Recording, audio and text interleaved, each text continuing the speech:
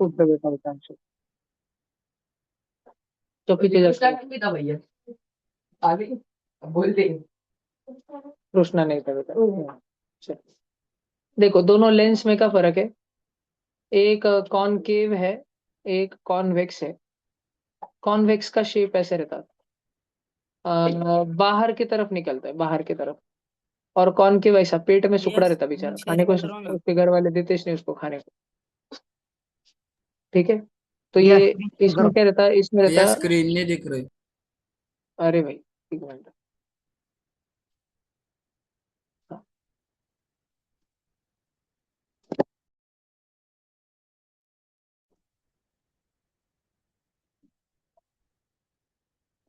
एक मिनट रुकना।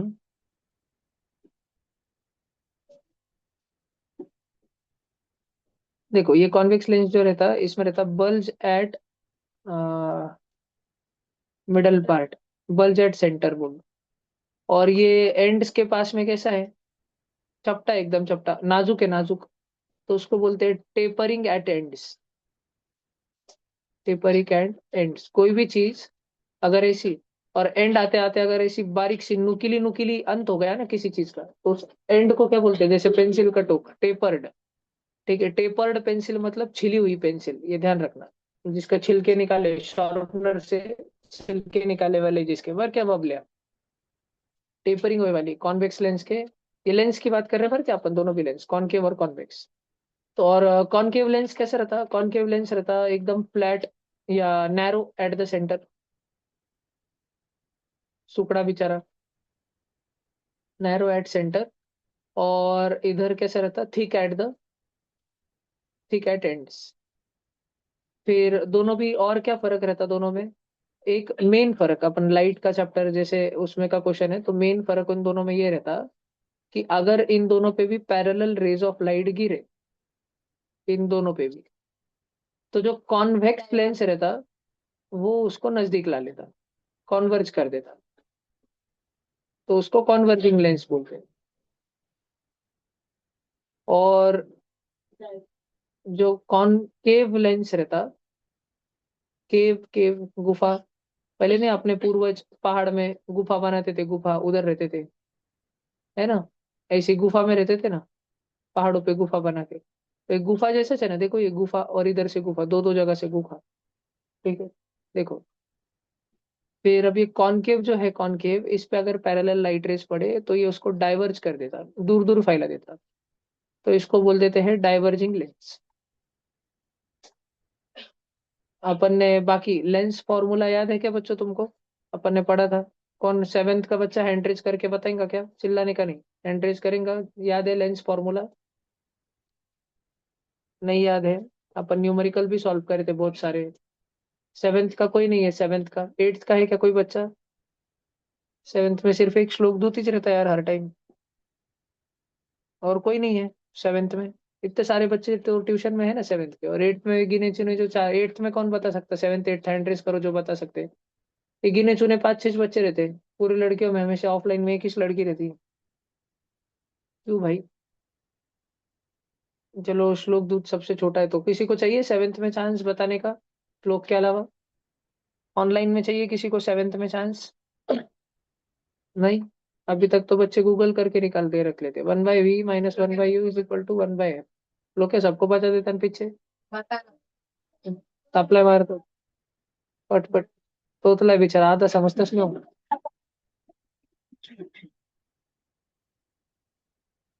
कोई पूछता होगा क्वेश्चन नंबर 15 का आंसर आया क्या, तू लिख, लीकेज रहा ना मैं, तू लिख तू, अरे बार लीकेज रहा ना मैं, अरे तू लिख तू। सप्लाई भी मारता होगा तो सामने वाला बेचारा परेशान रहता। पर एक तो अच्छी बात है, चलो सेवेंथ की बैच में इतने मंदगुड़ों के बैच में, मेरी नाइन्थ और सेवेंथ एकदम सेम बैच है, महंगी महंगी। नाइन्थ के बैच ट्यूशन का नाम कोई गालेगा, नाइन्थ के बाद ट्यूशन में कोई नाम गालेगा तो सेवेंथ की बैच। ठीक है। और अच्छी अच्छी बैचेस में, पहली बैच, तीसरी बैच, अभी की पांचवी बैच, फिर तुम्हारी वाली आठवीं की बैच, थोड़ा नाम बीम कमाने वाली बैचेस। देख, तो ये कॉन्वर्जिंग डाइवर्जिंग, और ये ध्यान रखने को ना, इसमें कृष्णकांत अगर तुझे याद हो तो बता बेटा, वी क्या था? करण तुझे याद है यू क्या था? वेलोसिटी। वाह भाई वाह। अरे वर्चुअल, हाँ वर्चुअल। हाँ वर्चुअल पार्ट में बुक का गालता तेरी। एफ इक्वल टू एक एक महीना पढ़ा के भी फायदा नहीं होता भैया, ये एकदम क्रेजी बच्चे। ये था इमेज का डिस्टेंस, और ये ऑब्जेक्ट का डिस्टेंस, और एफ मतलब फोकल लेंथ। Focal length. तुम्हारा तो भगवान ही जाने भाई क्या होना। खिड़की खोल दो, जाली लगा के रखो, खिड़की खोल दो। रेंदे भाव रेंदे। तू क्या है, तू उसका जूस पी क्या रहा भैया? बच्चों के घर वाले बोल रहे होली होने दो फिर देख लो। हो गया क्या? कुछ तो बोला था कुछ तो बोल रहा दोपहर में ट्यूशन पे आने के बाद। ये लिखना है साची। हो गया पूरा डाउट क्लियर सब? ये वाला भी लिख लिया, ये पढ़ा था अपन ने 50-50 क्वेश्चन करे वाले इस पे, 1/v-1/(1/) 10वीं की एनसीईआरटी खोल के क्वेश्चन करे थे मैंने तुमको, रिकॉर्डिंग सब यूट्यूब पे पड़े वाले, अभी एक महीना नहीं हुआ सालों पढ़ा के। विचित्र मानसो। चलो अगला साइंस का डाउट, सेवेंथ का या एट्थ का? बैलेंसिंग। बैलेंसिंग केमिकल रिएक्शन अगला डाउट आया है अपने पास में। ये भी अपन ने 50 करोड़ बार पढ़े वाला है, फिर भी एक बार पढ़ा रहा हूँ मैं। एक शांत शांत शांत शांत। N2 + H2 NH3, कुछ एग्जांपल लेंगे, दो तीन तीन एग्जांपल ले लूंगा मैं। इजी मीडियम और हार्ड, एकदम इजी एग्जांपल। भैया बैलेंस करना रिएक्शन को मतलब क्या, मतलब ये एरो रहता है ना बाण, ये राम जी का बाण है ना, उसके पहले जो जो जितना जितना है, उसके बाद में भी वो उतना उतना ही रहना चाहिए। पहले नाइट्रोजन कितना है? 2। बाद में नाइट्रोजन कितना है? सिर्फ एक। N1 अकेला है। पहले हाइड्रोजन कितना है? 2। बाद में हाइड्रोजन कितना है? 3। बिल्कुल भी बैलेंस नहीं है, जरा भी कुछ बैलेंस नहीं हो रहा, सब अलग अलग दिख रहा। तो फिर भैया बैलेंस कैसे करते? बैलेंस करते थोड़े ज्यादा N2 और ज्यादा H2 लेके। तो मैं गया NH3 के पास में, मैंने NH3 को बोला, अबे तेरे पास तो साले 3-3 हाइड्रोजन है, पर हमारे पास तो 2 ही हाइड्रोजन है। मैं हाइड्रोजन लेके जा रहा, लेकिन एक हाइड्रोजन लेके आ नहीं सकते। हमारे पास जैसा रहता है ना, हमको वैसा लाना पड़ता है। हमारे पास जैसा रहता है ना, हमको वैसा वाला उठा के लाना पड़ता है। हमने हमारे पास H2 था, हमने और एक H2 लाया। पर अब हमारे पास H2 और H2 कितने H2 हो गए, पूरे H कितने हो गए? 2 और 2 4। अब वो रोने लग गया। वो बोला, सालो तुम लेके जाएंगे, तुम्हारे पास अब ज्यादा हो गए, अब मैं लेके आता। पर वो भी H लेके नहीं आ सकता, उसके पास जैसा है ना उसको वैसा उठा के लाना पड़ेगा। NH3 डायरेक्ट दूसरा NH3 उठा के लाया। अब ये दो जन में देखो, H3 और H3 कितने H हो गए? 3 और 3 6। तो अपन भी एक H2 लाए। H2 कितने H हो गए? 6। और उधर 2 हो गए, NH3 और NH3 कितने NH3? NH3 और NH3 कितने NH3? 2 NH3, तो H कितने हो गए उसमें? 6 हुए क्या? 6 पक्का? समझ आ रहा कि नहीं समझ आ रहा? कि ऊपर भी NH3 है, नीचे भी NH3 है, 3 और 3 6 हुए। नाइट्रोजन को देखो भैया थोड़ा, इधर N और N, 2 नाइट्रोजन, इधर 2। अपने पास कितना है? अरे वाह वाह, खुशी की बात, पूरा बैलेंस हो गया। तो अपने को नाइट्रोजन एक ही लगा, पर अपने को H2 कितने बुलाने पड़े? 1 2 3। तो मैंने इधर लिखा 3 H2 एरो। और उधर अपने को वो वाले फूगे कितने लगे? 2। होली के दिन नहीं क्या, अपन खीसे में एक स्प्रे की बोतल रखते, 3 चमकीली कलर की पूड़ा रखते, खीसे में 2 पैकेट फूगे रखते, किधर गए उधर का पानी ले लेने का, उनका कलर ले लेने का, बाकी अपना खेलने का सामान अपना, पानी उनका। है कि नहीं? ऐसा है, पर बैलेंस रहने को ना पूरा पूरा तो ही खेलने को मिलेगा। ठीक है, समझा तुमको? अरे समझा कि नहीं समझा?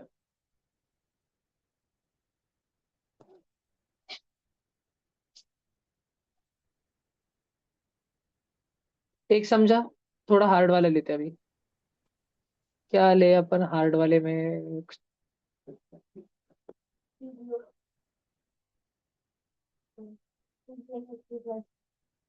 ले वो PbNO3 ट्वाइस का थर्मल डिकम्पोजिशन।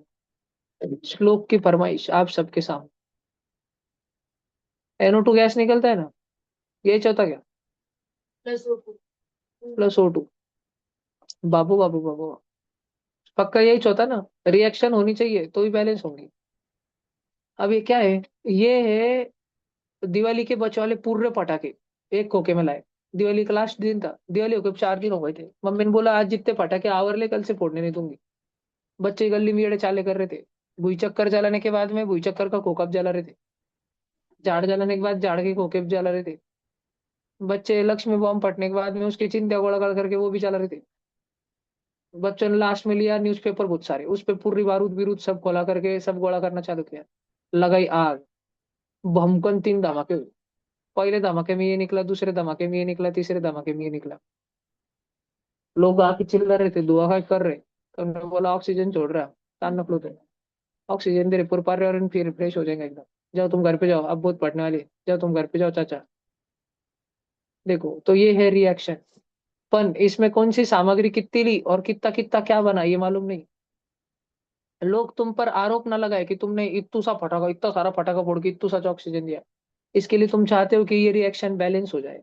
अब तुमको एक एक देखना पड़ेगा, इधर पीबी कितना है ये कच है, पर इधर NO3 है ना ब्रैकेट, वो दो दो बार है। ब्रैकेट को 2 है, ब्रैकेट को बोले तो NO3 और NO3। ऐसा ब्रैकेट को NO3 को 2 दिया ना, मतलब वो 2 बार ले वाला है तुमने। बोले तुमने एक सुरसुरी के साथ 2 हुई चक्कर ले वाले। समझ रख तुमको? नक्की। ये एक लिखा। फिर इधर देखो, इधर तो दो दो सुरसुरियां। तुम घर से लेके गए थे एक ही सुरसुरी। गली में किसी के तो भी लड़के को चटका लगा पैर को, वो नंगे पाव खेल रहा था, मालूम नहीं पागल क्या कर रहा था। गरम सुरसुरी का, जले वाली सुरसुरी का चटका लगा, रोते रोते घर पे गया, इसने मेरे को सुरसुरी फेंक के मारी, कुछ भी बोल रहा था घर पे, बड़ा चढ़ा के बोल दे रहा था। उसकी मम्मी आई, झगड़ते झगड़ते। ताते बोल, नहीं आंटी हमारे पास तो एक ही सुरसुरी थी, तुम चेक कर लो, तुम चेक करो, देख लो, तुम देख लो जो देखने को तुमको। उसकी मम्मी ने रास्ते पे से 2 सुरसुरे उठाई, बोली तेरी चनी। ताते डर गए। ताते देख रहा दोस्तों के पास सालों गद्दार हो, तुमको बोला तभी मेरी सुरसुरी को हाथ मत लगाना। पर दोस्त तो दोस्त रहते, डापली थी। 3 ऑक्सीजन थे इधर। इधर नाइट्रोजन और नाइट्रोजन, N और N कितने दिख रहे हैं? 2। पर इधर एक ही नाइट्रोजन निकल रहा था। तात्या घर से 40-40 रुपए के बटरफ्लाई दो दो लेके गया। पर उसकी मम्मी ने जब देखा उसको तात्या उड़ा रहा, तो तात्या के हाथ में तो एक ही दिखा, दूसरा बटरफ्लाई। एक दो डायरेक्ट ढाप के उसके घर पे लेके चले गए। दिख ही नहीं रहा था। तात्या की मम्मी बोली जितने फटाके लाए उतने के फोड़े वाले हो ना। अगर कोई चोरी हुए और तू रोते रोते आया, किधर गए जीजी ली, ये लिया वो लिया, तो ऐसे कूटेंगे तेरे को। तो अभी इधर था एक ही नाइट्रोजन गोल्ड, नाइट्रोजन फरार। फिर O2 और फिर O2। इधर देखो भैया, इधर शुरू में ऑक्सीजन कितने थे? 3 और 3 6। और इधर 2 और 2 4 और 3। अरे जितना हवा में ऑक्सीजन है नहीं उतना छूट रहा, किधर से आ रहा? बोले तो ये रिएक्शन बैलेंस है नहीं।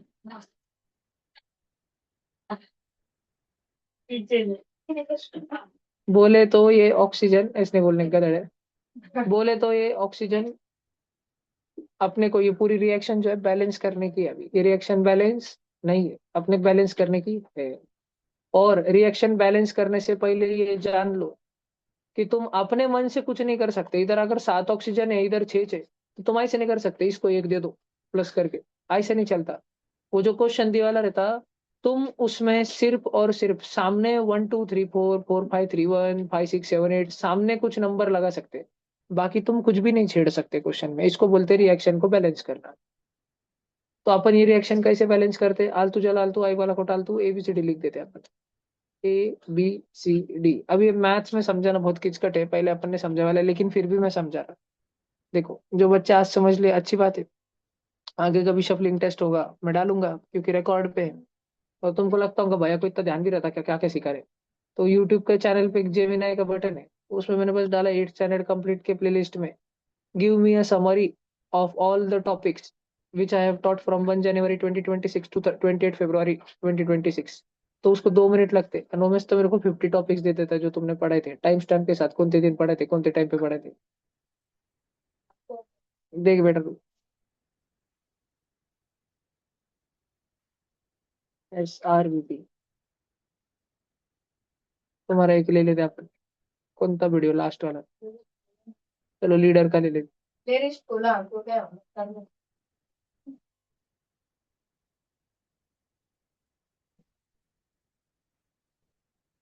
इधर डाला भैया, समराइज द वीडियो। ये देखो आ गया। सोच रहा बनता है, डायरेक्ट आ गया बनता है। Give all the give list of all the questions in this video again.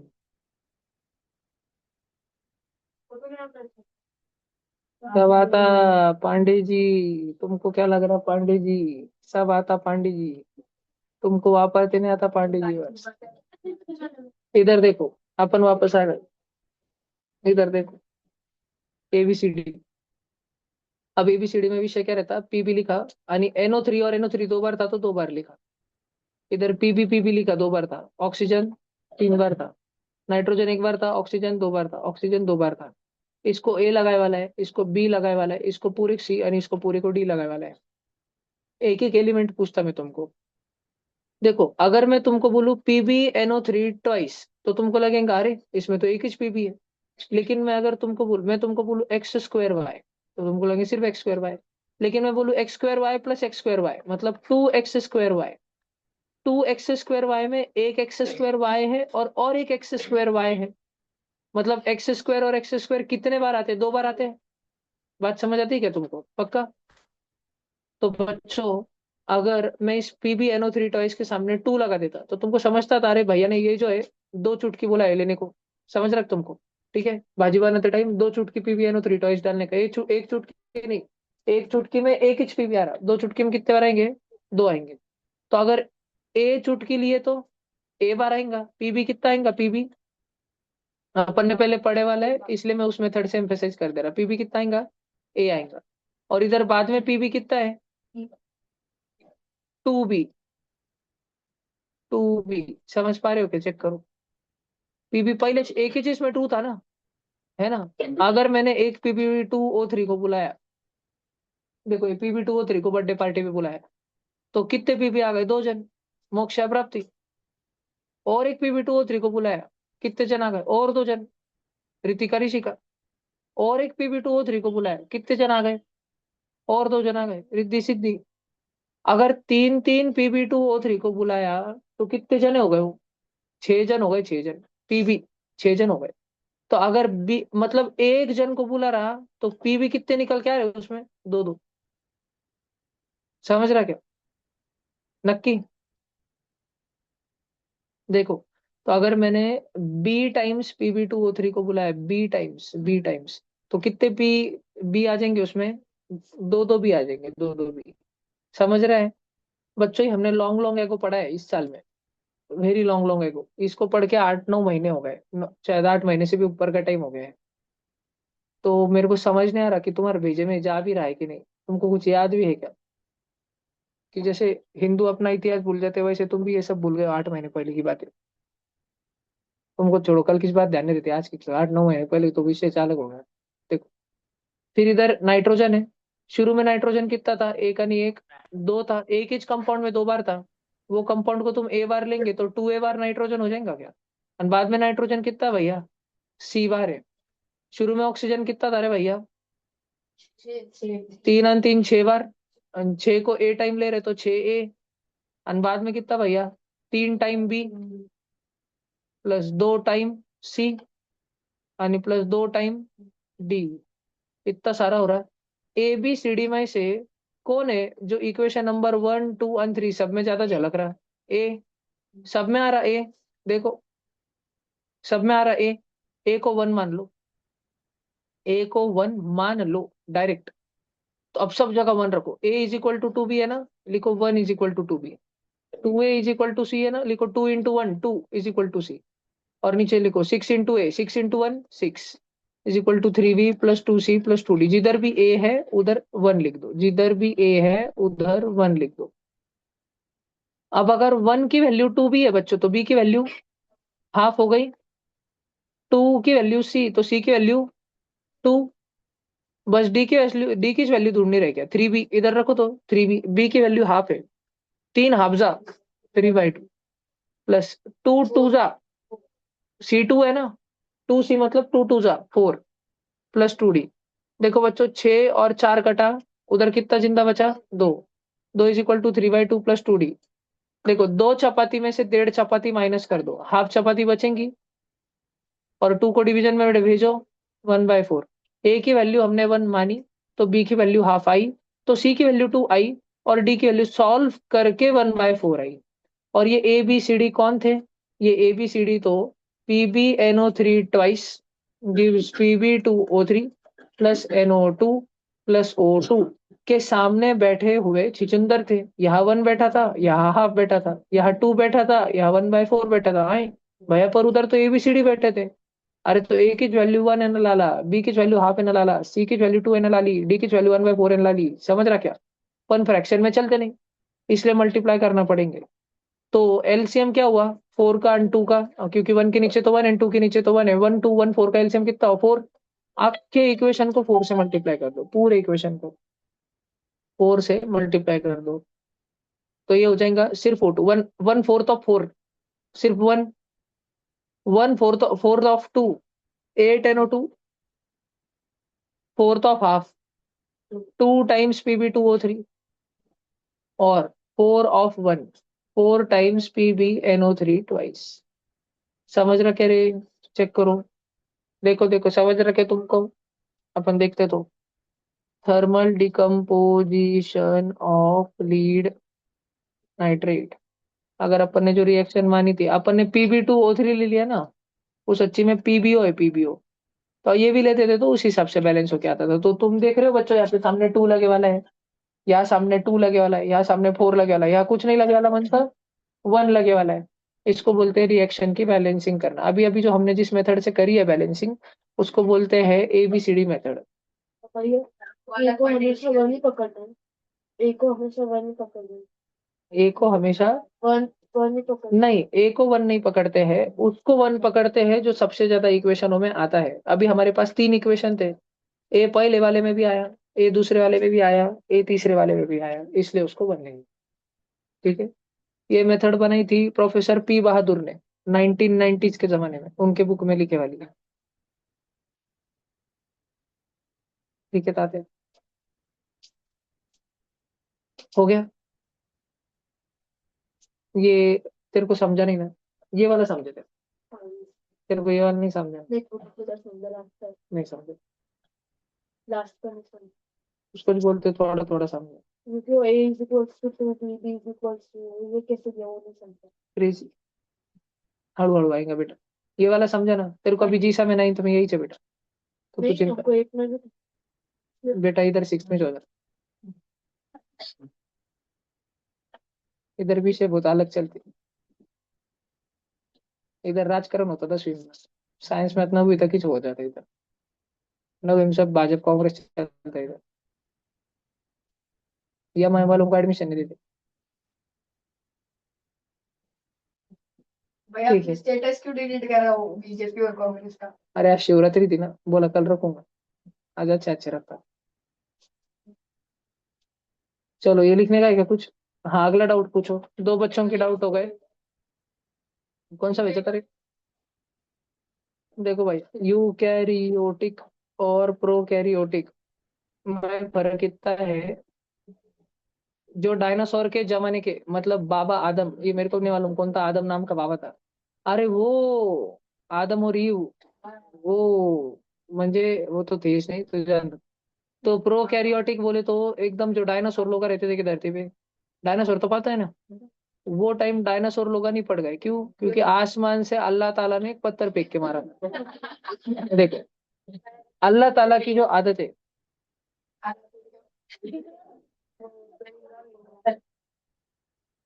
अरे तू स्टोर, ये देख, अल्लाह ताला ने हमेशा लोगों को क्या सिखाया? पत्थर फेंको।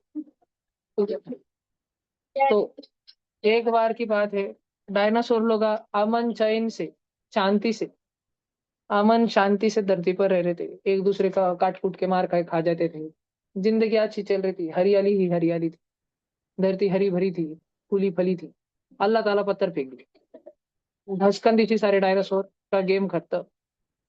लेकिन जो जीत गए, जो जिंदा रह गए, उनका नाम था माइक्रोब्स। ठीक है। उनको पहले ही मालूम था अल्लाह ताला पुत्र फेंकूबाजी है। वो पहले ही घर में जाके बैठे वाले थे, उन्होंने ताने लिया। वो जीत गए, वो बच गए। और उस टाइम के जो माइक्रो ऑर्गेनिजम्स हमारे पास में बचे, उनको बोला जाता है प्रोकैरियोटिक माइक्रो ऑर्गेनिजम्स। ठीक है। प्रोकैरियोटिक में भी 3 प्रकार है, लेकिन अभी के लिए जिनकी मैं बात कर रहा हूँ उनको बोला जाता है आर्किया बैक्टीरिया। बहुत पुराने समय के बैक्टीरिया, कितने पुराने, डायनासोर के पुराने। फिर डायनासोर क्यों नहीं जिंदा बचे? क्योंकि अल्लाह ताला ने पत्थर फेंक के मारा था।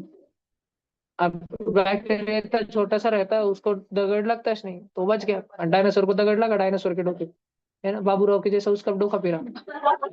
डायनासोर भी बोला कुतरिया सालिया, खोपड़ी फोड़ साले का, खोपड़ी फोड़। पर अल्लाह था, पर पर अल्लाह ताला कैसे है? पर अल्लाह ताला कैसे दिखते हैं? मालूम इसने कैसे दिखते हैं? अल्लाह ताला का फेस रिवील होने वाला है क्या? नहीं। अल्लाह ताला कैसे दिखते हैं मालूम है? देखो अल्लाह कैसे, देखो कोई भी दिख रहा। तो डायनासोर, डायनासोर भी बोले कि खोपड़ी तोड़ साले को, खोपड़ी तोड़, पर खोपड़ी दिखना तो चाहिए, दिख इसने रहा था। इनविजिबल पत्थर आ रहे थे डायरेक्ट, किधर से पत्थर आ रहे? तो जो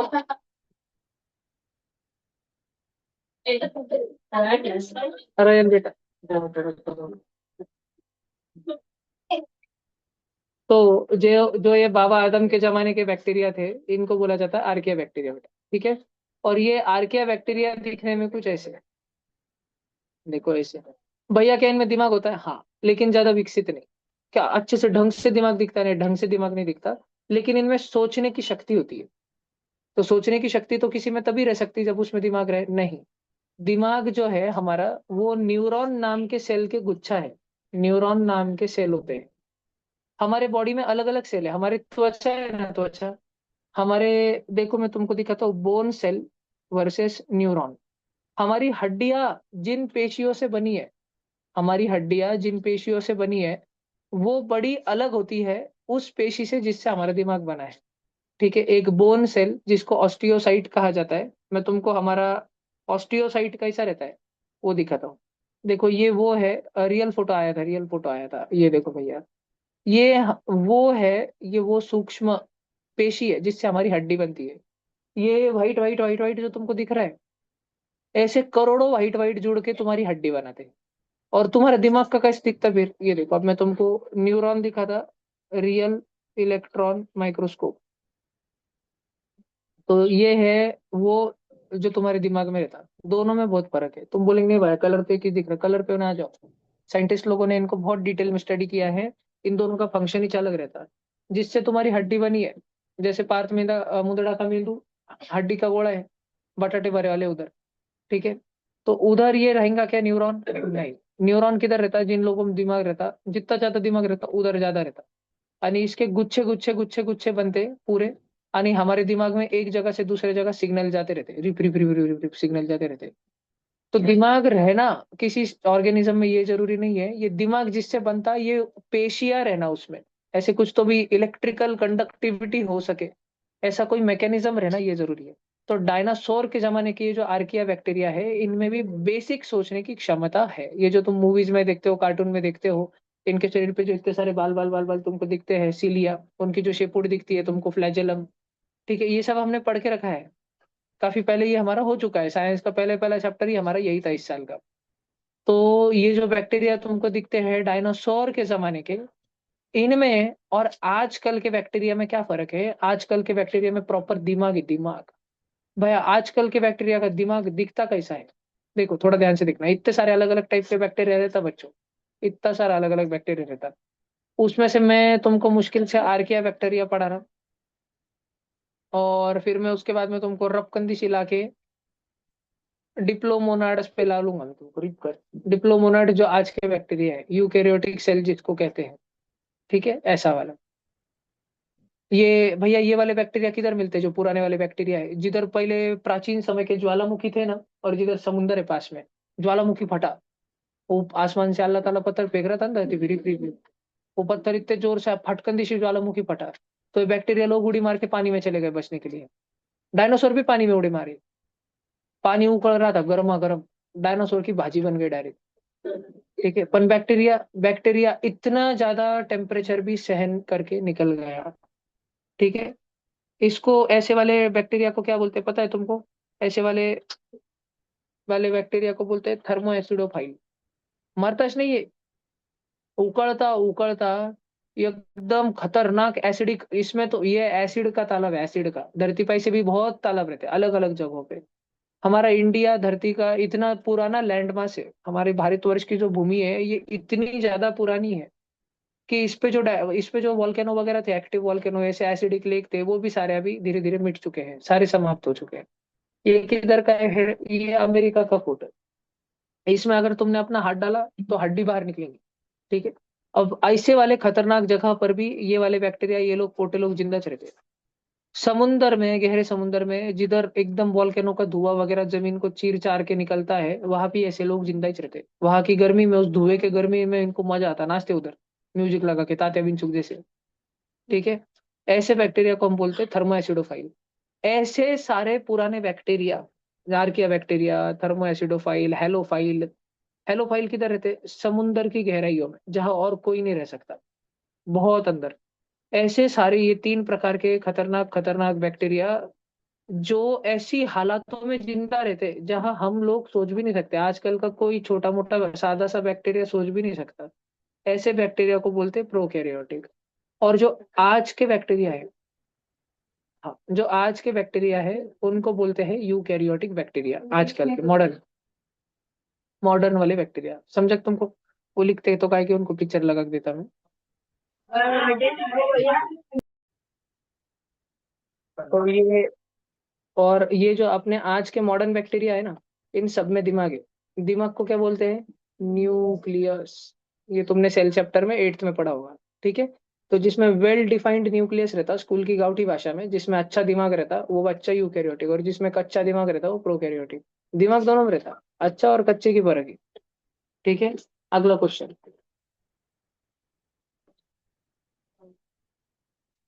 तू एसएलजी का होमवर्क करा क्या? करके आई हो फिर बताओ। हाँ चलो अगला पूछो। करके आई हो तू, फिर बताता मैं जब। नहीं करना तो पढ़ने दे। पावर और वर्क डन का ये है। रिलेशन, पावर जो है, पावर रहता है रेट ऑफ वर्क डन। देखो मैं तुमको एक बात बताता। सब बच्चे बहुत ध्यान से समझना, पावर और वर्क में क्या फर्क रहता है, इतना ध्यान से समझना। तुमको एक तो पता होगा, मैंने पढ़ाया होगा कभी ना कभी, work is equal to force into displacement. ठीक है, अब तुम भूल गए होंगे, पर मैं तुमको याद रिकॉल करा था कि मैं कौन से एग्जाम्पल से तुमको पढ़ाया था। मैंने ऐसे बोला था कि देखो मैं नीचे जा रहा, और मैं नीरव को बोला था ये कुर्सी उठा के बाजू के छोटे रूम में रख के आ। श्लोक दूत को बोला था मैंने ये कुर्सी उठा के छोटे रूम में रख के आ। मैं चले गया नीचे, उसके बाद श्लोक दूत कुछ राइटिंग वर्क कर रहा था, उसका उतना हुआ, वो उठा कुर्सी लिया, जाके छोटे रूम में रख दिया।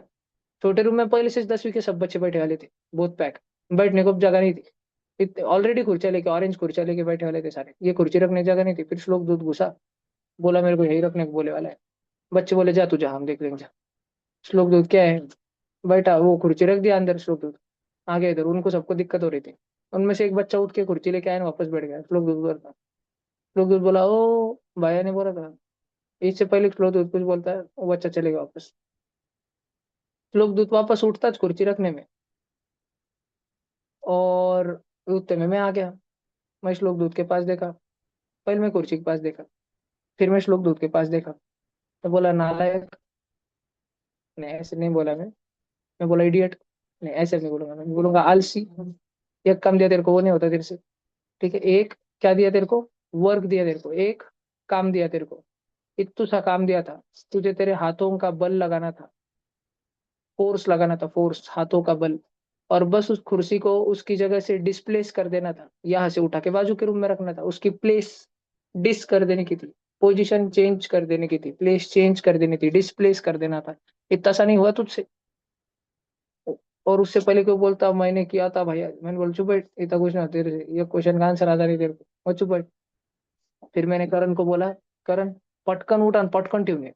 करंट इतना फास्ट उठा, खुर्ची उचला आणि डायरेक्ट जिधर बैठे वाला है दरवाजे में, वहां से उठा के डायरेक्ट खुर्ची फेंक दिया छोटे रूम में। तो श्लोक दूत, जिसको वो कुर्सी यहाँ से जाके वहां रखने में 10 सेकंड लगे थे, श्लोक दूत ने तो उसका काम किया था, फिर वो बच्चे की वजह से बिगड़ गया श्लोक का काम।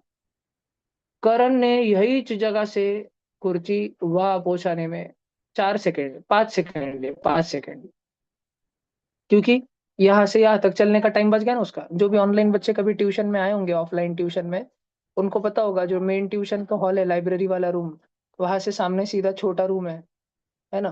तो मैं एग्जांपल ऐसे बोल रहा हूँ कि करण ने ये यहाँ पे दरवाजा है मेन रूम का, जहाँ पर अभी क्लास चल रहा है, यहाँ से करण ने डायरेक्ट कुर्सी दे फेंकी डायरेक्ट छोटे रूम में। 10 वीक 2 4 बच्चे टप्पे खा के बालकनी बाहर, डायरेक्ट करण दे, जो महेश मोती डायरेक्ट फेंक दी। तो सेम काम जो श्लोक दूत ने किया था 10 सेकंड में, वो काम करण को करने में कितना टाइम लगा? 5 सेकंड। पॉवर रहता रेट ऑफ वर्क डन, म्हणजे किती स्पीड से कोई काम करता, किती स्पीड से, स्पीड चाहिए, पटपट झालं पाहिजे, पटपट झालं नाही तर चोपूनच काढत, पटपट उचला चला, ऐसा पटपट होने को ना। तो करण का और श्लोक दूत का किसका वर्क ज्यादा है? वर्क डन बाय करण जास्त है कि वर्क डन बाय श्लोक दूत जास्त है? दोनों सेम है। फिर करण का जास्त क्या है? करण ने जो पावर एक्सर्ट करी वो जास्त है। Power exerted by Karan is ज्यादा देन पावर एक्सर्टेड बाय श्लोक दूत। और एग्जैक्टली कितनी है? Power exerted by Karan is double of power exerted by श्लोक दूत, क्योंकि श्लोक ने जितने टाइम में काम किया, करण ने उसके आधे में से करके बता दिया जरा।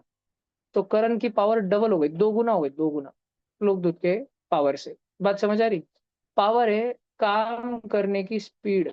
काम तो वही करना है, पर कौन स्पीड से करता? होमवर्क तो करना चाहिए सबको। कौन बच्चा आधे घंटे में स्कूल से आने के बाद rep rib rib rep complete करके फिर टीवी चाय नाश्ता पानी खेलना कूदना करता? और कौन बच्चा पहले 1 1.5 घंटा मस्त टीवी चाय नाश्ता पानी आराम विराम फोन शॉर्ट सब देखेगा, और फिर 2 घंटे आराम आराम से होमवर्क करता बैठेंगे, शाम में उसकी मम्मी खेलने कुछ नहीं भेजेंगी, पकड़ के रखेंगे, चल होमवर्क पूरा कर, कल सबमिशन है, तेरे टीचर का फोन आया था, बाकी रहता कर सर। और कौन सा बच्चा आते पहले निपटाएंगे रिप रिप रिप रिप 2 हाथ से 4 पैर से, रिप रिप रिप रिप पहले होमवर्क निपटाएंगे कैसे भी हैंडराइटिंग में कुछ भी, रिप रिप रिप रिप, और फिर आराम से फिर सब करेंगे, फिर खेलेंगे भागेंगे 2 घंटे ऐसा। तो पावर का फर्क है, पावर का दोनों। बात समझ आई क्या? रेट और पावर, ये वर्क और पावर में क्या फर्क है? और तुमको तो मैंने एक चीज ये भी पढ़ाई है, जैसे मैं पावर को लिखता हूँ, जैसे मैं पावर को लिखता हूँ रेट ऑफ वर्क डन, तुमको बच्चों याद है रेट ऑफ का मतलब क्या रहता है? रेट ऑफ का मतलब रहता है ढेकड़ो, बताओ बताओ बताओ। अरे स्पीड नहीं बाएंगे अपॉन टाइम। जैसे 10% का मतलब रहता है 10/100, परसेंटेज किधर भी आए ना तो उसका मतलब क्या रहता है? अपॉन 100, अपॉन भी यानी 100 भी। वैसे रेट ऑफ किधर अगर आ गया तो उसका मतलब रहता है अपॉन टाइम। ये पावर का फॉर्मूला है, वर्क अपॉन टाइम। पावर का फॉर्मूला क्या है? Work upon time. जैसे स्पीड का फॉर्मूला क्या है? स्पीड का डिस्टेंस अपॉन टाइम। ठीक है, देखो, अरे इसमें भी अपॉन टाइम आ रहा है, इसमें भी अपॉन टाइम आ रहा है। ऊपर जो बैठा है वर्क डन, उसके पहले लगा था रेट ऑफ।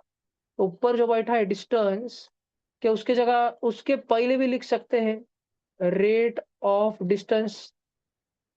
तो स्पीड ऐसे बोल सकते हैं रेट ऑफ डिस्टेंस ट्रेवल्ड, कितना डिस्टेंस तुम चले, उसकी गति, उसकी तेजी को बोलते हैं स्पीड। बिल्कुल, speed is equal to distance upon time. ऐसे ही पावर का है, पावर भी क्या है? Rate of work done.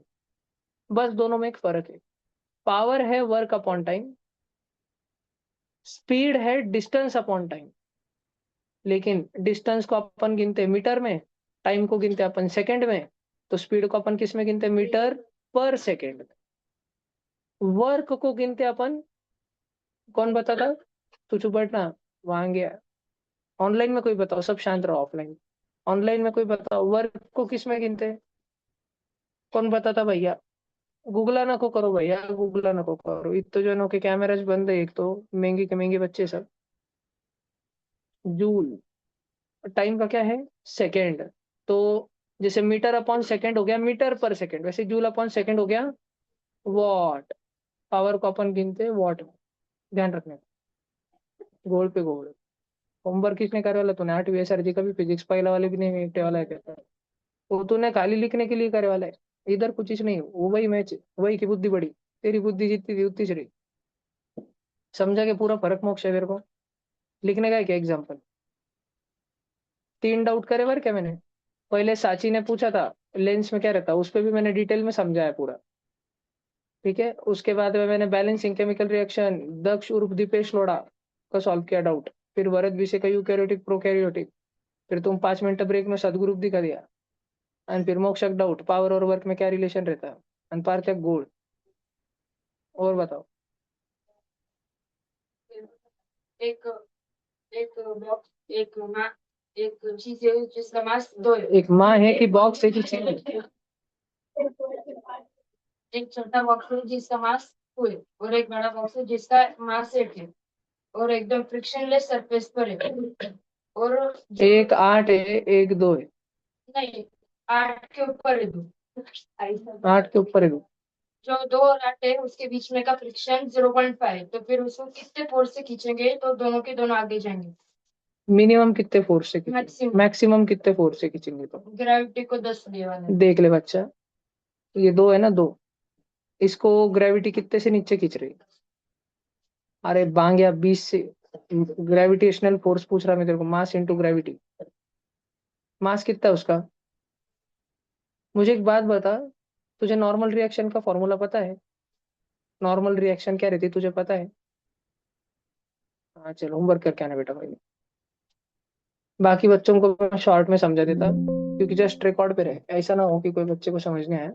पर मैं उस स्पीड से समझाऊंगा जिस स्पीड का मैंने होमवर्क एसआरजी के बच्चों को दे करके रखे वाला था, उस स्पीड से। तो अपने पास 8 है, 2 है, फ्रिक्शन का कोएफिशिएंट 0.5 दिए वाला है।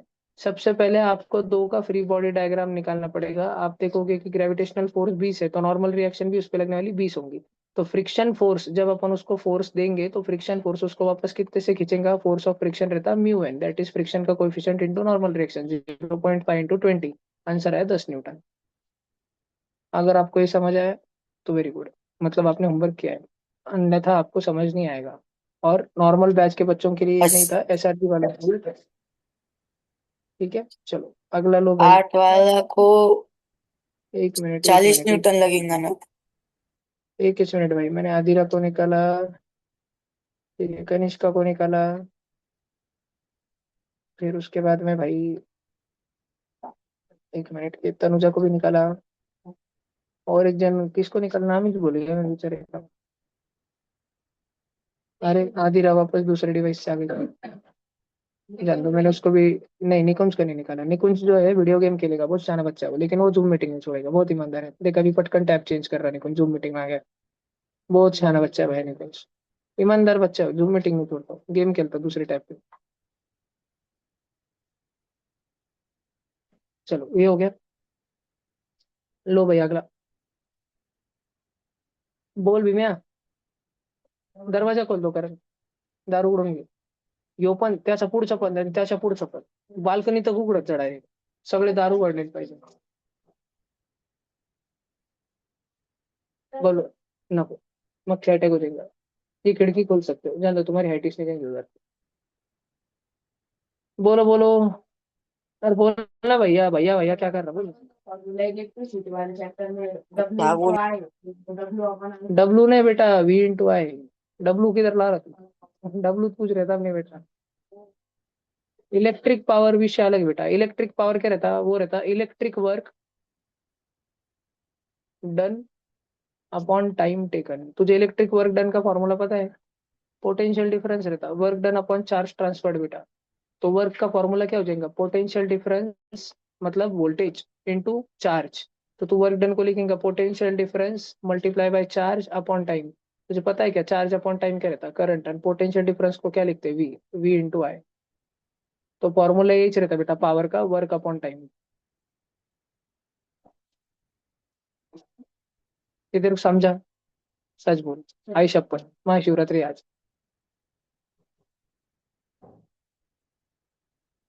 जिस बच्चे ने एसआरजी के बच्चे ने एसआरजी का होमवर्क पूरा करे वाला है उसको सब समझेंगे. तनुजा ताई come back. Now Simon go back. चलो अगला बोलो.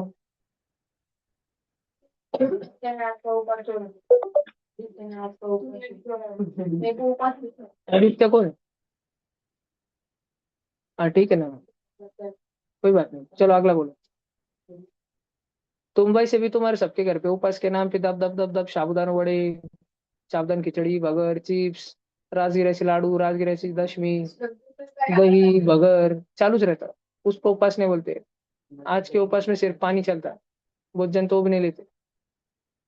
बच्चे नुसते दाबरे दाबरे दाबरे येऊन द्या उपास आहे आमचा आज, का डिस्टर्ब करू नका। विशेष गंभीर एकदम। चलो बोलो अगला, बोलो डाउट। ऑनलाइन में तो है ही नहीं डाउट, ऑनलाइन बच्चे देखो कितने होशियार है, एक भी डाउट नहीं उनको, उनको सब आता। क्रेजी भैया होशियार ओम्स बच्चे हो लॉ। सबके सब। अरे ओम स्लो, सिलेबस का पूछ रहे सारे ही।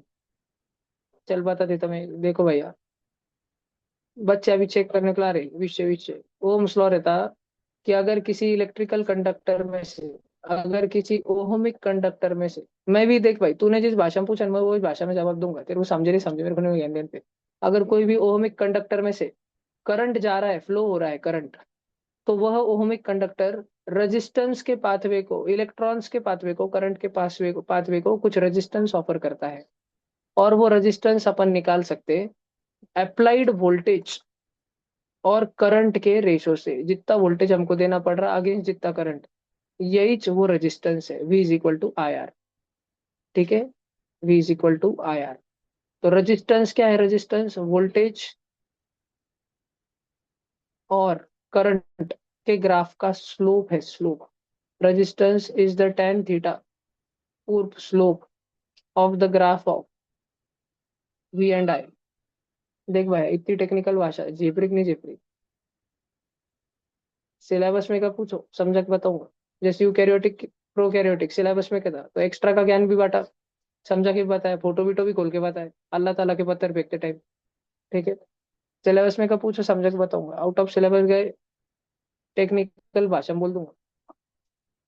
फिर मैं मान के चलूंगा अगर तुम इतने होशियार है कि तुमको ओम्स लॉ मालूम है, तो तुम इतने भी होशियार होंगे कि तुमको tan थीटा और ग्राफ समझ आ गया।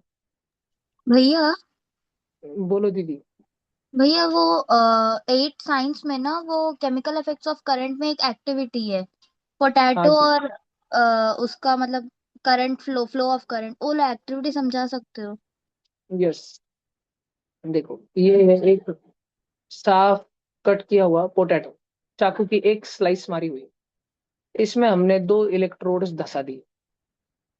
ठीक है, हमने इसमें दो इलेक्ट्रोड्स धसा दिए, और यहाँ जाके हमने एक मस्त पाई की बैटरी से उसको कनेक्ट कर दिया। ठीक है, पॉजिटिव और निगेटिव। तो अब जो पॉजिटिव टर्मिनल है और जो निगेटिव टर्मिनल है, पॉजिटिव टर्मिनल का काम होता है पोटैटो के अंदर present negative negative negative negative negative negative ions को खुद के तरफ आकर्षित करना, अट्रैक्ट करना। निगेटिव आयंस को बोला जाता है एन आयंस, और जो एन आयंस को खुद की तरफ आकर्षित करता है उसको बोलते हैं एनोड, पॉजिटिव टर्मिनल को बोलते हैं एनोड। इसी तरह जो निगेटिव टर्मिनल है उसका कैथ। काम रहता है पोटैटो में प्रेजेंट सारे positive positive positive positive ions को खुद की तरफ आकर्षित करना, खींच कर लेकर आना। पॉजिटिव आयंस को बोलते हैं कैटायंस, इसीलिए पॉजिटिव वाले टर्मिनल को अपन बोलते हैं कैथोड। जब हम ये एक्टिविटी का सेटअप करते हैं, सिर्फ अभी हमने स्विच ऑन नहीं किया है, तो बटाटा रहता है व्हाइट व्हाइट।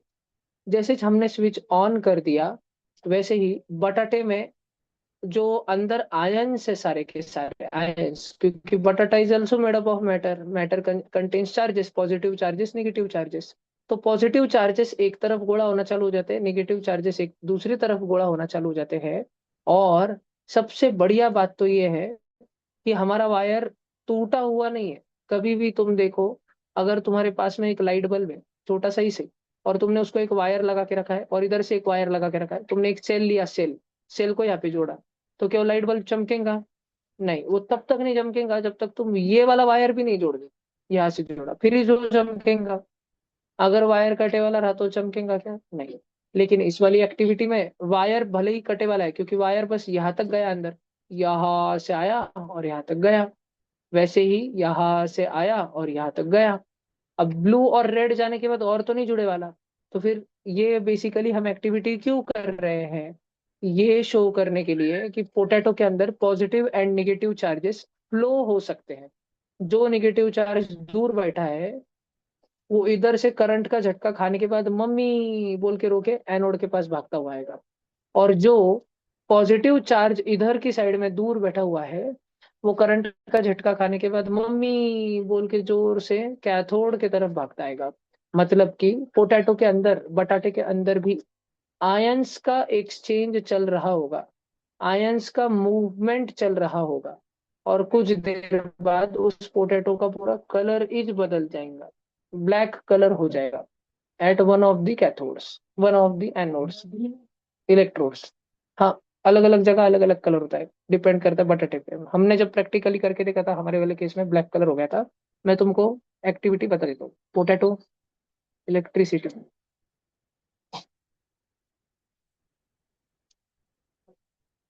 अभी साइंस 5 प्रोजेक्ट को बहुत जन करते हैं।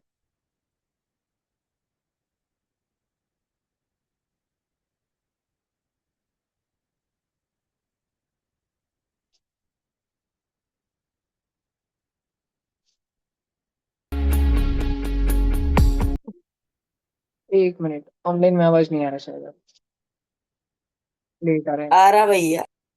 आ रहा भैया, आ रहा, आ रहा दीदी, आ रहा दीदी।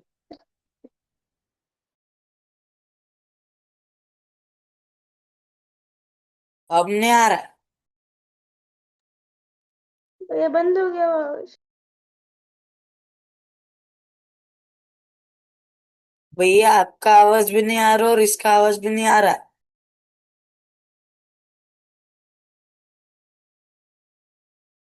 भैया नहीं आ रहा आवाज, कुछ भी नहीं आ रहा। भैया आवाज नहीं आ रहा।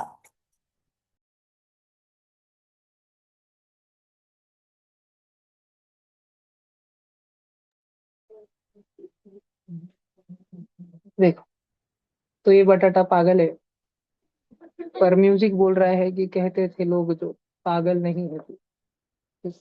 तो बटाटा काबिल है क्या वो? काबिल नहीं था ये, ऐसा लोग इसको बोलते थे। फिर गाना इसको किसी ने सुनाया, ऑनलाइन में आवाज ही नहीं आ आवाज नहीं आया, किसके नहीं आया? मैंने तो नहीं वीडियो आया शेयरिंग के भैया। लिए ऑप्शन करा था, गाने का आवाज नहीं भैया। आया तुमको? भैया नहीं। हमने बोला नहीं आया, आया उसके बाद कुछ नहीं है। पहले जान दो, जान दो। मैंने पॉज कर दिया है अभी। देखो, तो ये ब्लू वाला जो है, ब्लू वाला, ये सॉरी ब्लूइश ग्रीन वाला जो है, ये पॉजिटिव टर्मिनल है, और इधर फेस फेस हो रहा, ये नेगेटिव टर्मिनल है। ध्यान रखने का है तुमको। बहुत मजा है। सीबीएसई के हिसाब से ग्रीन डॉट होना चाहिए। अफसोस आलू इस दुनिया में नहीं रहा। आउटस्टैंडिंग। आलू खाओगे? Poor potato. नहीं, आलू।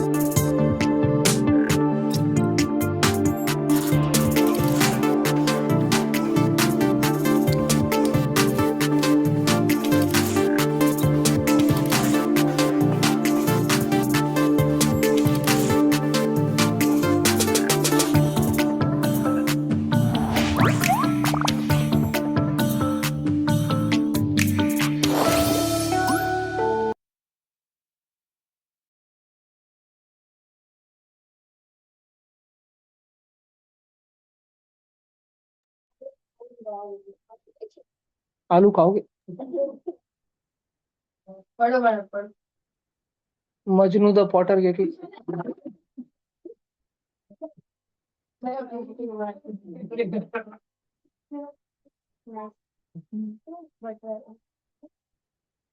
चलो समझे कि ये उसका केमिस्ट्री ऐसा है। ये कटा हुआ आलू, पॉजिटिव प्लेट, निगेटिव वाली प्लेट। पॉजिटिव प्लेट के प्लास में ग्रीनिश ब्लूइश कलर हो जाता है, होता है Cu+2 आयंस की वजह से, क्यूप्रिक आयंस। ठीक है, ये सब बच्चों ने रीजन ध्यान रखना था। Cupric ions. और इधर जो, इधर कोई कलर नहीं था, इधर कोई आयंस आरिश नहीं। ध्यान रहेगा कि पक्का तुमको। नॉट क्यूप्रिक आयंस नहीं, क्यूप्रिक आयंस का रिएक्शन हो जाता है स्टार्च के साथ में, सैकेराइड के साथ में। तो अपन देखते हैं क्यूप्रिक सैकेराइड, सैकरेट। देखो ये क्यूप्रिक सैकरेट एक कंपाउंड है। नहीं, एआई मोड नहीं, AI मोड है। क्यूप्रिक सैकरेट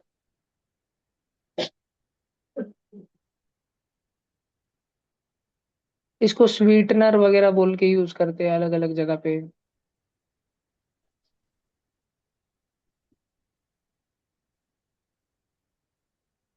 ये कंपाउंड बनता है, अभी इसका कलर नहीं दे करके रखा। रुक।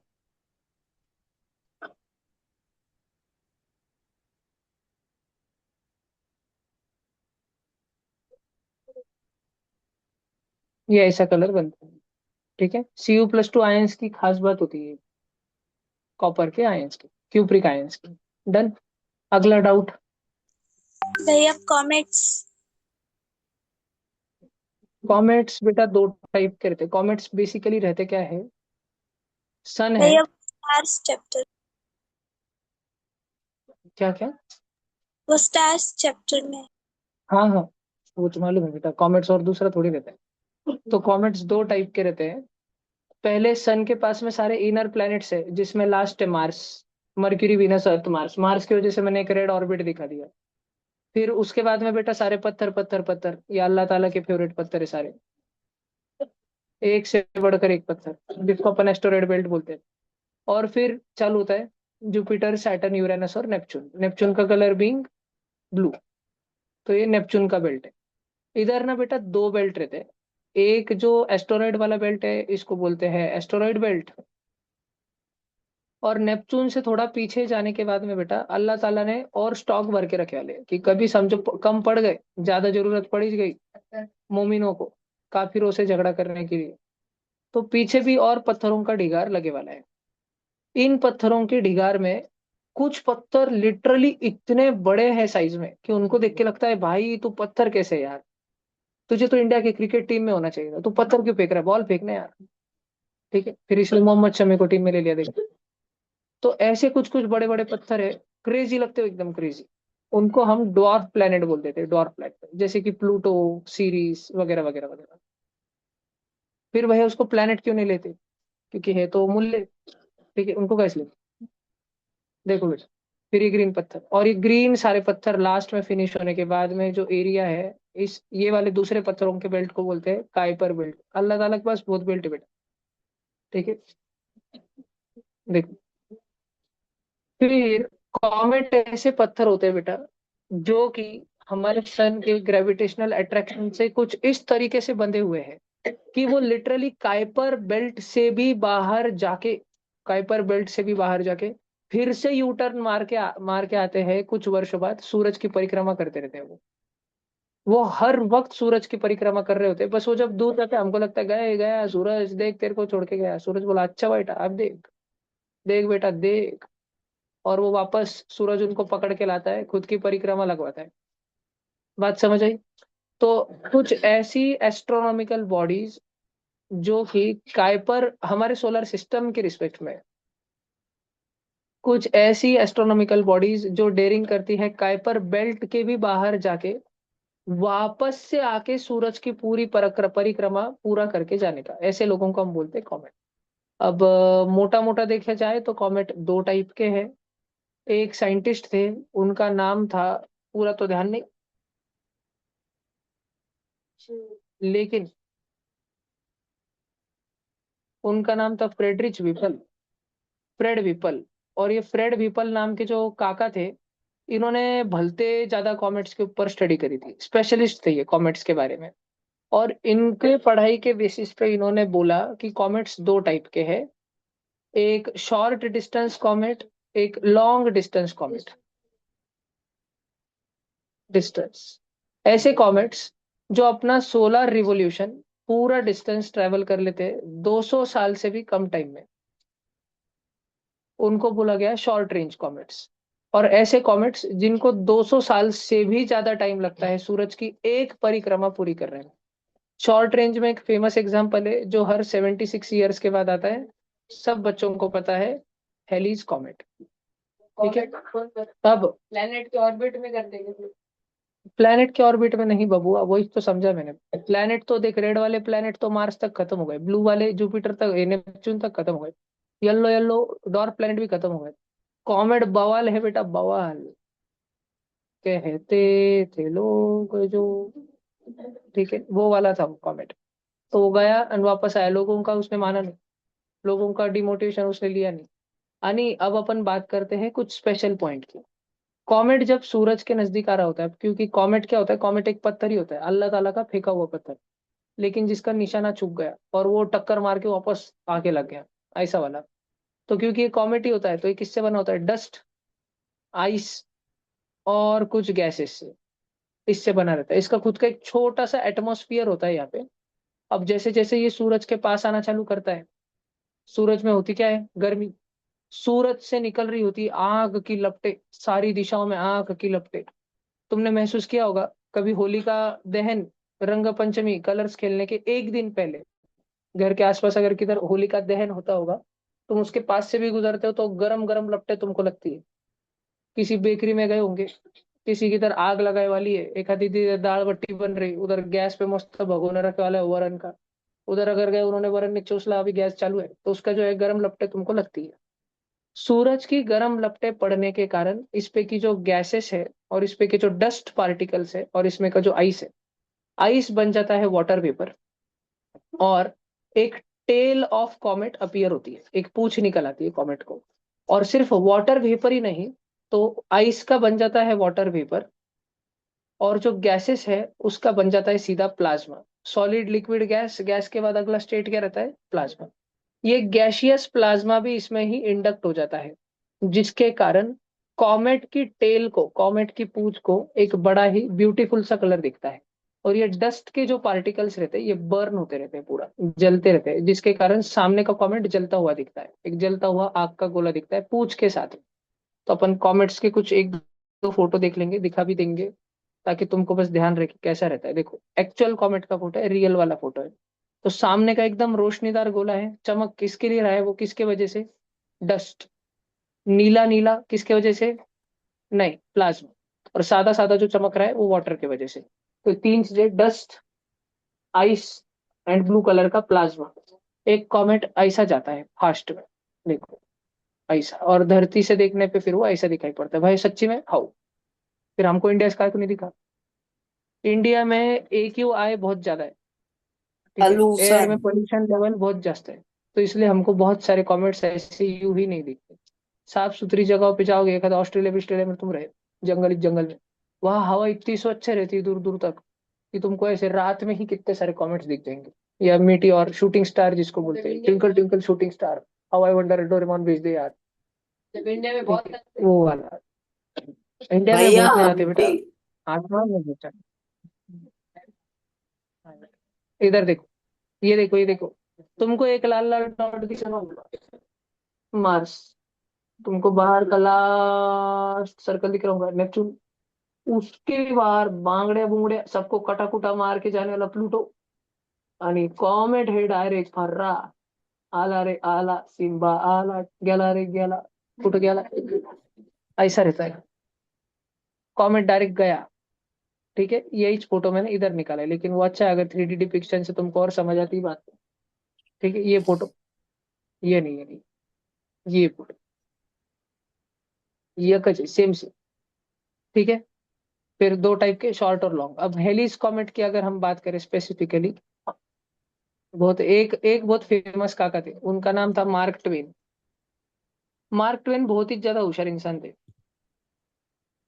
जब हेलिस कॉमेट आया तब वो पैदा हुए, और जब हेलिस कॉमेट वापस आया तब वो चले गए। 30 नवंबर 1835 को हेलिस कॉमेट के साथ ही मार्क ट्वेन इस दुनिया में आए, और 21 अप्रैल 1910 को हेलिस कॉमेट के साथ ही मार्क ट्वेन भी वापस चले गए। फरिश्ता था, फरिश्ता। अब अगला अगला कब दिखे, देखो पहली बार हेलिस कॉमेट कब पाया गया, 25 दिसंबर 17, पहली बार इंसानों ने इसको नोट करके रखा, ये है वो साला वापस वापस।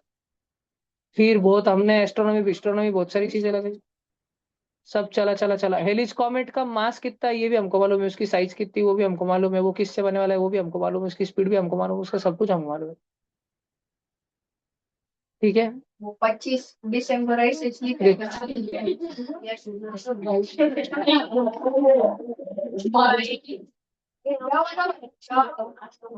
This is how a comet operates. अंदर वाला जो रेड है, रेड सबसे ऑरेंज वाला है, वो मार्स है। कॉमेट इतने दूर जाते हैं, सन के पास आए तो स्पीड बढ़ जाएंगी। देखो सन के पास आए तो स्पीड क्या हो जाएंगी, बढ़ जाएंगी एकदम से। रीप। ध्यान रखना। तो अपन अभी वो इश तो पढ़ रहे थे, इधर देखो। कुछ बातें कॉमेट के साथ तब होने लगती जब वो सूरज के पास आए। पहली बात,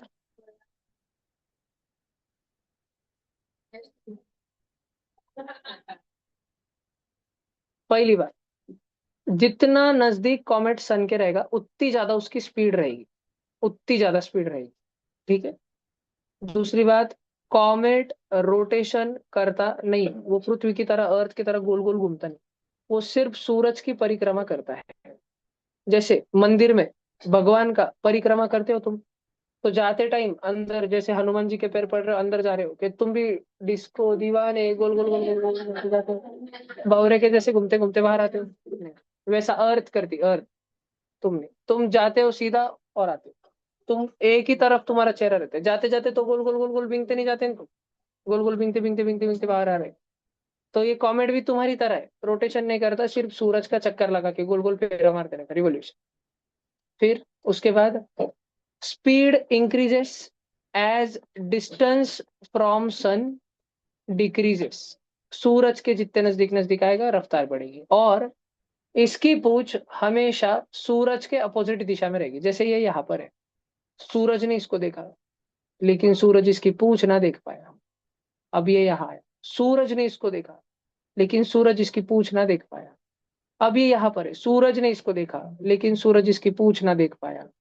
अब ये यहाँ पर है, सूरज ने इसको देखा लेकिन सूरज अभी भी इसकी पूंछ नहीं देख पाया। देख पा रहे हो, देख पा रहे हो उसकी पूंछ, देखो पूंछ। अब ये यहाँ पर है, सूरज ने इसको देखा लेकिन सूरज अभी भी इसकी पूंछ ना देख पाया, पीछे छुपा के रखा है। ये अवे फ्रॉम द सन रहती है, इसकी टेल जो रहती है ना, टेल कॉमेट की, इट इज ऑलवेज, किसी भी कॉमेट की ऑलवेज अवे फ्रॉम सन।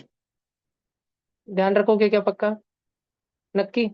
और फिर जाता है ये तो मामा पुढच्या वर्षी आंबे खायला, चांगले आंबे आण थोडे, चल जाता। समझा क्या तुमको, नक्की। कॉमेट के कुछ फोटोज ये देखो, एक पूछ देख लो, पूछ दिख ही रही होगी, सोलर रेडिएशन के अगेंस्ट डायरेक्शन में है। और जब सूरज के और नजदीक आता है तो पूछ थोड़ी और टेपरिंग बनती है, टेपरिंग। आज ये पहला वर्ड पढ़ा था ना आज के क्लास में, टेपरिंग, नुकीली नुकीली। दूर रहता है तो ऐसा फटेल फुकर। ठीक है, ध्यान रखोगे। This is it, this was all about comet. चलो अभी पूछो भाई, अगला क्या है। इसका नाम सुना है तुमने, इसका नाम नहीं सुना है? इसका नाम है मुआ मुआ। मेरे को मुआ मुआ है कि ध्यान नहीं। मोए मोए, बुगा बुगा की कुछ तो भी ऐसा नाम है इसका। हाँ नहीं नहीं, ओ मुआ मुआ। ये गंगापुर यहाँ पर अगर है, गंगापुर तो लासुर स्टेशन यहाँ पर है। ये 20 किलोमीटर लंबा 20 किलोमीटर लंबा पत्थर है, 20 किलोमीटर लंबा। अगर ये आके धप से पड़ा तो अपने संभाजीनगर और महाराष्ट्र अर्धा चले जाएंगे, अगर ये धरती पे आके लगा तो। ठीक है, 20 किलोमीटर लंबा, जिसको अभी अपन टेक्नोलॉजी की मदद से एक टोक से दूसरा टोक जुप जुप आ रहे जा जुप जुप जुप जुप जुप, ऐसा ही। और ये 18 ईयर्स में आता है, हर 18 साल के बाद आता है। ये पत्थर है, कॉमेट नहीं है। इतना बड़ा है कि इसकी टेलिज नहीं आती। ठीक है, तो अगर अपने पास में होगा, अब इसके ऊपर बहुत सारी थ्योरीज भी है कि एक्चुअली ये एक एलियन स्पेसशिप है, क्योंकि इसका मोशन बहुत ही ज्यादा परफेक्ट है।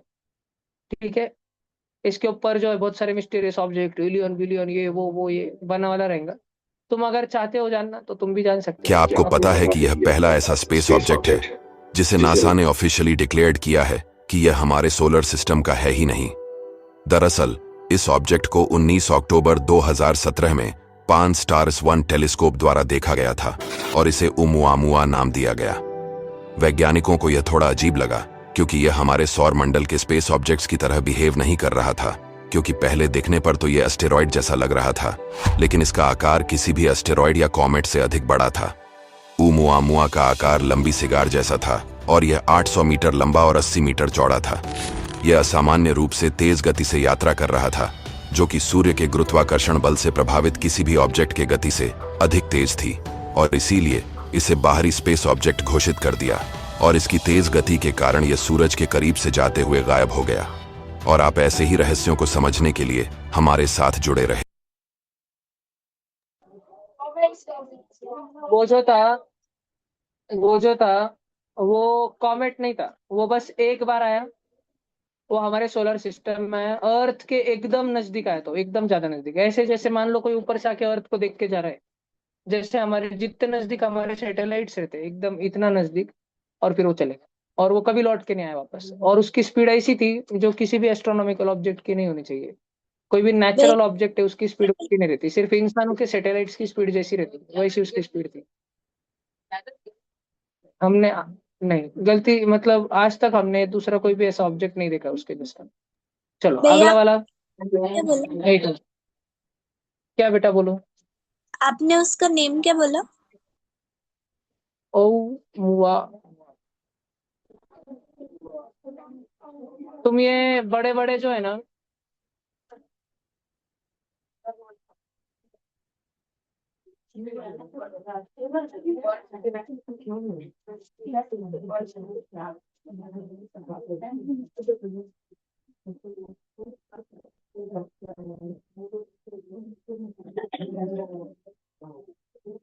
अभी तो नहीं मेरे पास फोन में होगा।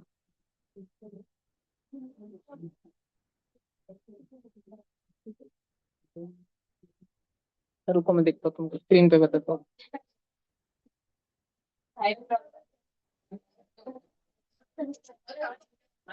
तात्या खड़े रहे बेटा, नक्शा खड़े रहे, हितांशु भी खड़े रहे। मैंने जवाब नहीं दिया था, उन्हें मेरे को बोलो। हाँ ना, मेरे उठो, चलो हितांशु तात्या नक्शा उठो।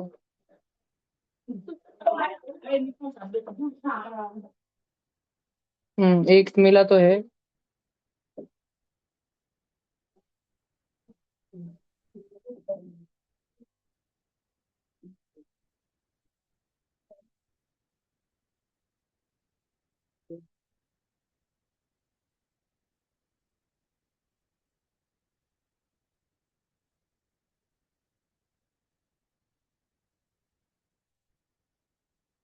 जैसे ये, अब इसमें अपन अगर स्पेस के तरफ जाएंगे तो ये आएगा, ओ मुआ मुआ, ancient builder race, detect ship, 18 years old. ऐसे 18 साल पहले से हमको मालूम था कि ये अर्थ के तरफ आ रहा है, और ये हम हमारी अर्थ की कोई जानकारी लेके जाना चाहता है वापस। तो हमने उसको अलाउ किया। ऐसा कुछ लोगों का ऐसा मानना है कि हमने उसको अलाउ किया, आ जो देखना है वो देख और फिर चले जा। वो पुष्टि करने आया था कि क्या इंसान खतरनाक है उनके लिए या नहीं, ये देखने के लिए वो आया था। ऐसी इधर बहुत खतरी खतरी जगह रखे वाले, जैसे तुमको कुछ पता है कृष्ण से?